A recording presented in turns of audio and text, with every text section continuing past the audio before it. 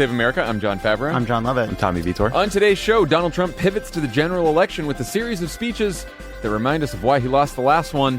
And later, Melissa Murray and Andrew Weissmann talk to Lovett about all the latest legal news and their new book, The Trump Indictments. Ooh. What's that about? But first, Trump won the South Carolina primary on Saturday, beating Nikki Haley by 20 points, 60 to 40%. This is the first time a Republican who wasn't the incumbent president won the first 4 primary contests, a full sweep. And certainly the first time a candidate did so while facing 91 felony counts. Nikki Haley lost the home state. She also served as governor. She has also lost her Koch network funding.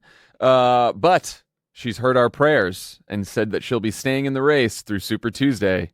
Let's take a listen. Today in South Carolina, we're getting around 40% of the vote.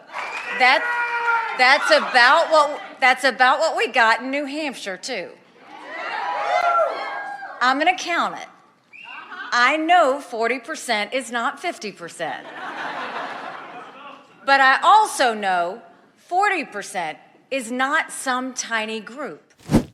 I said earlier this week that no matter what happens in South Carolina, I would continue to run for president.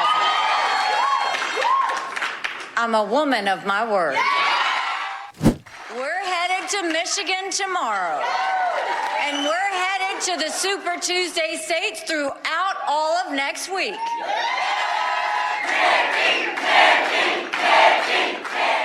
Nikki. You can hear my voice in there. It's like a sad Howard Dean Iowa speech at the end there. It's awesome. 40%. Look at that. So much. Moral victory. Go, Nikki. Was it 38.6? No, it was 39.8. Ooh. It was very close. Hey, almost there. And Trump was like 59.7 or 8 or something. Uh-huh. So I know you guys were probably up late Saturday night digging through the South Carolina results. Tabs. Who's got any big takeaways?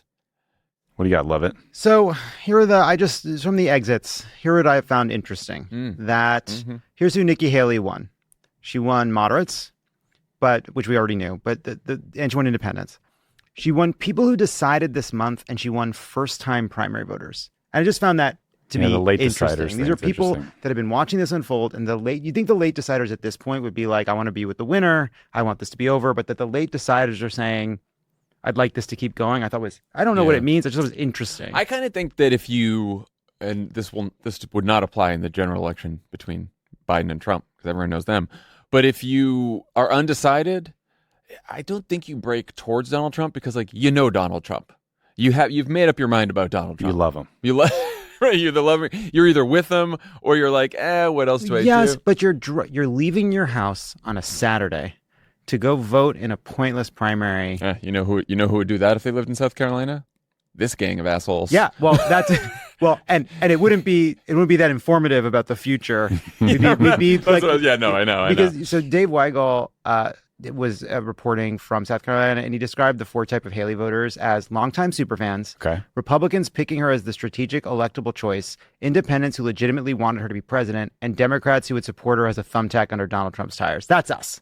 Yeah. That's us. Yeah. Right? And the question is how many of those different groups. You're not the longtime Haley fan?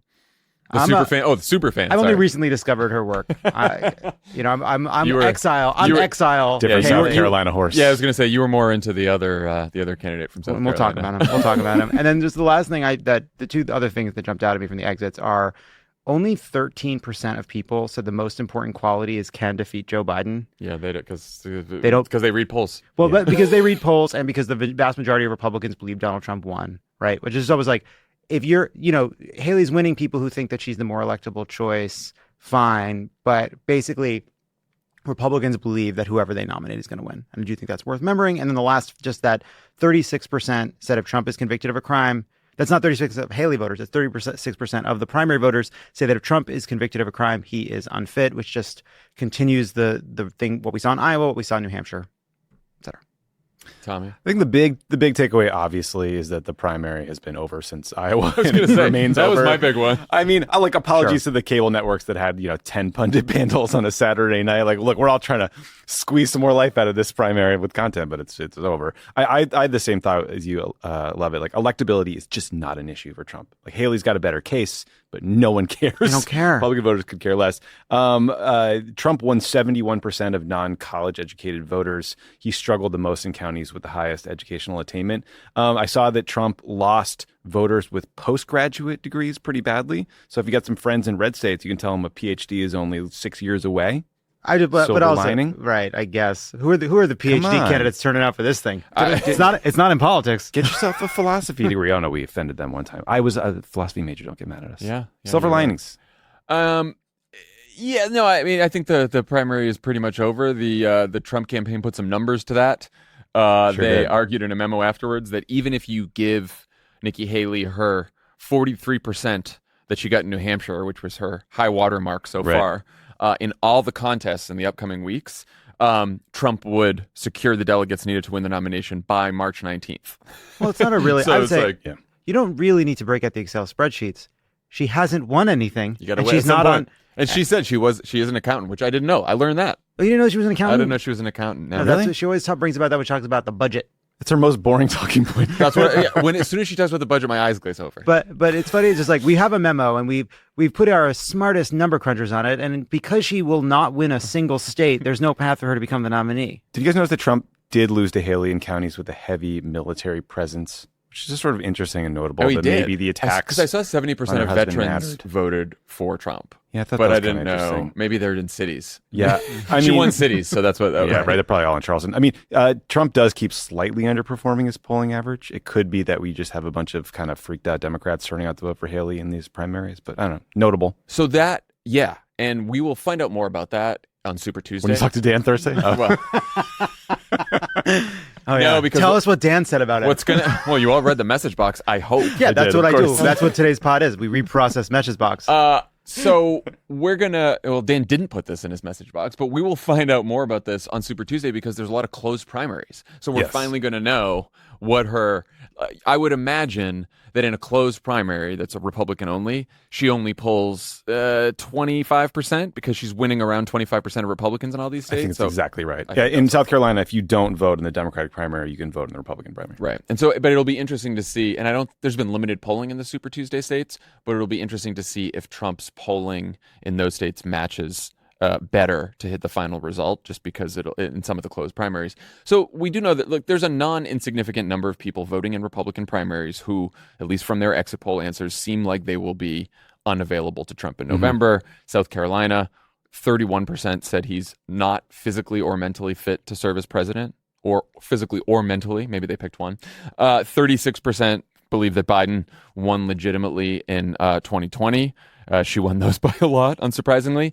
And then more than 1 in 5 voters told the AP VoteCast exit polls that they won't back Trump in a general election. So, Mike Madrid, who's a GOP strategist with Latino Vote, said in February of 2020, only 6% of Republican voters were saying that they wouldn't support Trump in the general election, according to these exit polls. And in February of 2024, we are seeing 3 times that number in polling and in some of these focus groups. So I was getting excited about that. And then I decided to temper my excitement, as I always do, by looking back. So in June of 2008, a week after Hillary Clinton endorsed Obama at the famous Unity, New Hampshire event, guess what percentage of Clinton voters told pollsters that they would vote for Obama in the fall? Who wants to guess? 68. 72. 54%. Wow. Only Pumas 54%. Wow. You know what Obama ended up getting from Democrats in 2008? 89%. That event where Hillary Clinton went and did the Unity event, I believe that's where we included a classic line, which is George W. Bush and John McCain are 2 sides of the same coin, and it doesn't amount to a whole lot of change. Fucking A, man. It's so good. I'm so surprised. So good. So good. So good. That was your line. So good. It was your line. Not as good as Pokemon Go to the polls, but pretty good. I will say that you could see Clinton voters warming up to Obama maybe a little more than these Haley voters warming up to Trump. Again, because Obama was still relatively unknown. They had Donald Trump for 4 years. So if they're saying they don't want Trump, maybe it's a little bit better than that. I do think that this is, you can blur your eyes and make it a good fact, or you can blur your eyes and make it a bad fact.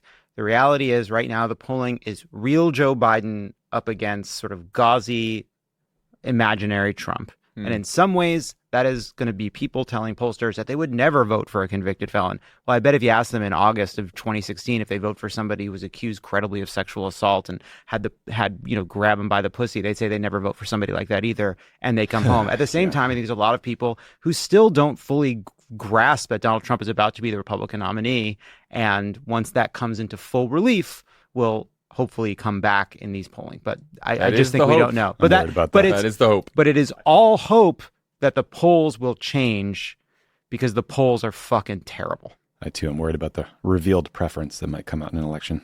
So, we have no idea what Haley voters are going to do in November, but at least what she's done for us and what she's continuing to do for us is she is giving the Biden campaign and Democrats a universe of voters that they can target with persuasion efforts. And obviously that's not going to matter too much in South Carolina, but Super Tuesday has most of the swing states. And so figuring out what percentage she gets in Michigan and Arizona and stuff like that, like, we will be able to know where those voters live, the demographics of those voters, and the Biden campaign will be able to go and target Haley voters. Will you get them all? No. All you need is some. All you need is some. And the point Dan makes, step up, is a terrible result. Yes, Donald Trump is going to be the Republican nominee. Obviously, Haley is not winning. This is who the Republican Party wants. But the fact that Donald Trump has not been able to consolidate this party, that the results are so consistent, is not a good fact for him. It just isn't. What do you think about that, Tommy? So Dan, the title of Dan's message box, for those who aren't frequent readers, which fuck you if you're not. Wow, that's harsh. Sorry. If you're not, you don't know what you're missing. There you go. It's so good and exciting. Like that framing. And it's a quick read. Catch more flies with honey. Yeah, absolutely. Exactly. Sorry. The title of Dan's message box was Yet Another Underwhelming Trump Primary Win. Agree? Disagree? I want you to know something. I didn't read the message box before I also had that opinion. Great. Okay. And I just want that out there. I appreciate you lining up the sequencing of this. Maybe you should write a Substack. Maybe you get it out before Dan. I'm going to take the other side of the Dan take here. I think 60% of the vote is a lot. I think we should be honest that Trump barely tried. I heard that he spent about $1.2 million in South Carolina. He barely visited the state. Haley did like 50 some odd events. It was her home state. That's gotta help her a little bit, where she has universal ID. There's also just the weird fact that this is a zombie primary. Your folks aren't really that fired up to turn out for you. Well, maybe they are. I don't know. We don't really know what it does to turn out where everyone knows that the campaign is over. I do think a bunch of Democrats turned out and probably tipped the numbers a little bit in her direction.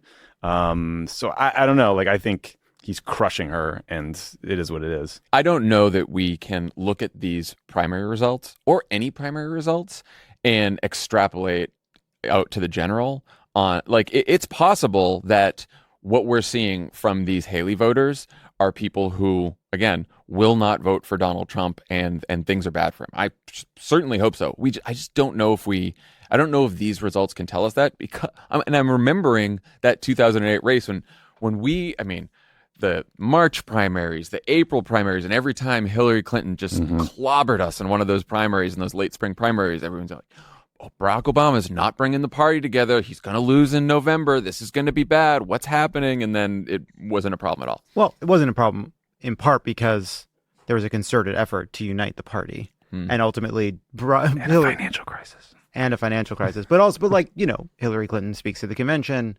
There's a few dead enders who do sort of ridiculous things, but really, for the most part, the party obviously came together. Their policy platforms were virtually indistinguishable. Will Nikki Haley endorse Trump? We can hope not. We can now be more. Look, we've been on the side of ships are fun burning. Just her and Chris sitting at this table with us. Yeah, new Friday pod just dropped.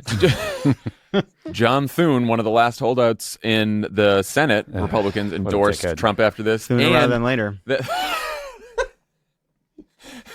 Not a moment too soon. Oh, that's what you were doing. You didn't laugh. I was like, Tommy, that's a good one. He didn't get it. He didn't get a philosophy degree over here. Even worse than deep in thought. Even worse than Thune. There's a Time story today that they're smoothing over the tensions between Donald Trump and Mitch McConnell, so that Mitch McConnell can ultimately endorse him. What's funny is not even smoothing it over. Behind the scenes, they're smoothing it over, and then Trump is like, "I think he sucks." The Times was like, I mean, it has been a while since Trump brutally attacked Elaine Chao with all kinds of racist statements. So it has been a while since then. They haven't spoken since December of 2020. Okay, Trump, this is Ted Cruz territory if he endorses. Trump called Mitch McConnell's wife, Elaine Chao, who served in his cabinet, Coco Chao, which we all believe is a cocaine reference. Somehow she's a drug trafficker. She did resign in protest, so that's it. Yeah, with She's like done. 7 days left. Yeah. He referred to her as Mitch's China-loving wife. Apparently, these talks are being brokered by Chris Lisavita. I don't know how to say his name. The Swiftboat Veterans for Truth guy who's running the Trump campaign. Chris Lisavita. And this pint-sized, high-heel-wearing lobbyist, Josh Holmes, who's just a real jerk. Can I and jerk he may well be, Thomas. But you put this on social media. You said, of course, McConnell's, again, pint-sized lobbyist is greasing the skids for Mitch's inevitable Trump endorsement. Why are you reading my tweets? Got to keep those lobbying shop going to afford all those high-heeled boots. Now, Tommy, what is it about them not being flats that's so offensive to you? What is it about his stature that's so worthy of your condemnation? Perhaps he is not a tall person. Ableist I don't much? think it's his problem. gosh. I don't think it's a problem. Short people can be unethical. Before we walked in here, you said that people don't get funerals. Okay, so let's just start there with this fucking bit you're doing. Second of all, That was- I'm stealing Wow. Tim Miller's joke. Third of all, So all this of you are guy's- anti-short. This guy's the scummiest little lobbyist ever. All and of- they're sure, so full of sure. shit I and think we need a new unethical segment and on immoral. the show. It's just defend your tweet, and you have to. You did the tweet. Now you have to defend it. I stand by it. I like it. Anyway, what do we think, Mitch McConnell? Forget The more important thing is he's gonna. Aside from Chris Christie, and maybe, hopefully, Nikki Haley, but, let's be real, the whole fucking Republican Party is getting behind, all of the officials of the Republican Party are getting behind Donald Trump after so many of them said on the record that he was responsible for a fucking insurrection and trying to steal the election. The people who stormed this building believed they were acting on the wishes and instructions of their president. It's unbelievable. Mitch That's McConnell. Mitch McConnell. Yes. It's despicable. It's despicable. But it's going to have, that has, back to those Haley voters, there is a concern that if you are a person that pulled the lever for Haley, that you see every Republican politician that you voted for, everyone in the party just backing Donald Trump, and you're thinking, I don't like him, but this person did and this person did. It's big for money. It's big for donors. That's what Mitch McConnell brings you. It's the institutional support. It's the big money donors. It's the billionaire class that kind of stepped away from Trump and thought he was, kind of an untouchable for a while. That money will all come flooding back. I do think it's a bit interest of groups. that's very true. I do think it's a permission structure. I think so too. I think the really worry permission about that is so much of like the establishment getting behind Trump in 2016 gave permission for a lot of people who were hesitant to say, well, it's for the courts, it's for this. McConnell's whole thing was that it was worth it because we got the Supreme Court. He then hits his limit. His wife resigns in protest from the cabinet. He says Trump has gone too far. And it was this Flowers for Algernon week where they all kind of found their kind of moral. What's that? Because they Why was it Flowers for Algernon? because they A had book you read in eighth grade? Because they had it was in fact eighth grade. great Thank book. you.